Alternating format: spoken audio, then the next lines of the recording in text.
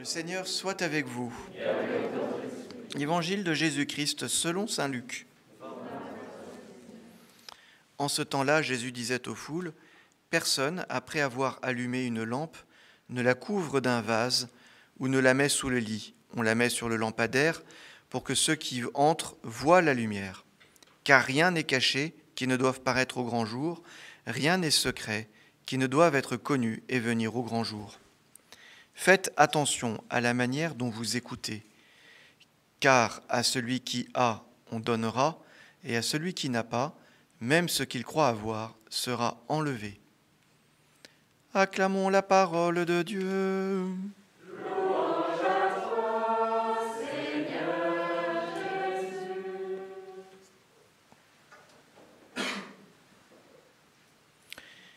L'extrait de l'évangile de Luc que l'on vient d'entendre se trouve dans un contexte, peut-être vous vous souvenez d'ailleurs, parce que ça fait juste suite à la parabole du semeur dans l'évangile de Luc. Et puis, je crois que c'est demain. Permettez que je triche un peu, je regarde.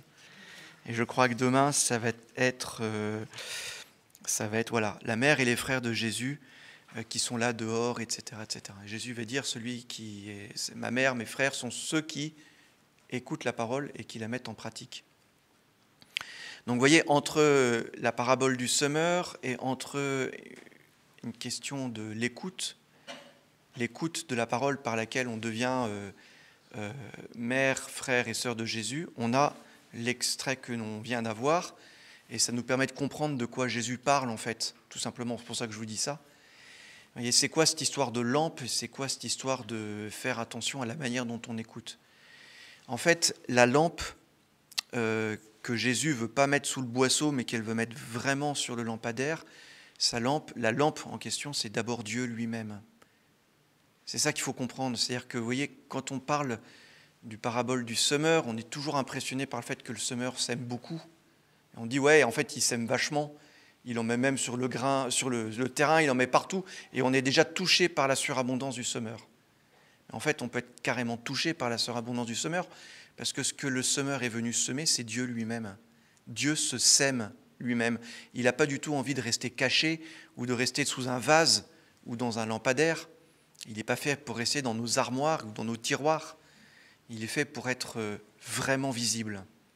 Il est fait pour monter sur un lampadaire. Et évidemment, on peut penser aussi à ce sur quoi le Seigneur va finir par monter à la fin de sa vie, c'est-à-dire la croix, et qui sera visible par tout le monde. D'ailleurs, dans l'évangile de Luc, il y a des gens qui passent partout et qui voient ça. Vous voyez, la grande leçon qu'on peut retenir, c'est que Dieu n'a pas envie de rester secret. Tout ce qui est secret, eh bien, c'est destiné à être publié.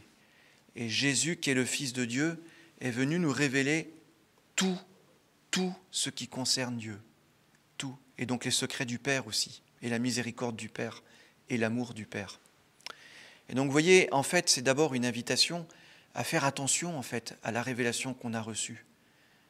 Et peut-être qu'une des premières manières de recevoir cet évangile, et puis de le prendre au sérieux, c'est de se dire, en fait, j'ai encore tant à connaître, j'ai encore tant à creuser, j'ai encore tant à découvrir sur ce Dieu qui ne va rien garder pour lui de secret, puisqu'il va tout se donner.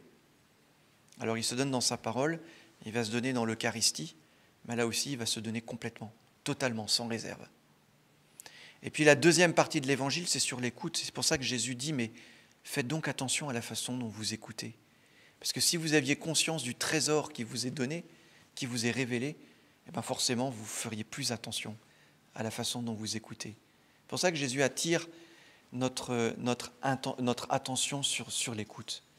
Et il dit, après ce curieux proverbe, celui qui a, on donnera, à celui qui n'a pas, même ce qu'il croit avoir en sera enlevé. Vous savez, dans l'Évangile, il y a souvent cette phrase qui revient, celui qui a des oreilles, qu'il écoute. Et bien du coup, celui qui a des oreilles pour écouter, eh bien on lui donnera. Mais celui qui n'a pas d'oreilles pour écouter, ben même ce qu'il croit avoir, c'est-à-dire des oreilles, en fait, ça lui sera enlevé. Donc vous voyez, moi j'aime bien dire qu'un chrétien, c'est quelqu'un qui prend soin de ses oreilles. On a 2 oreilles, c'est pour écouter 2 fois plus qu'on ne parle, on n'a qu'une bouche. Mais vous voyez, il faut vraiment qu'on fasse attention à nos oreilles.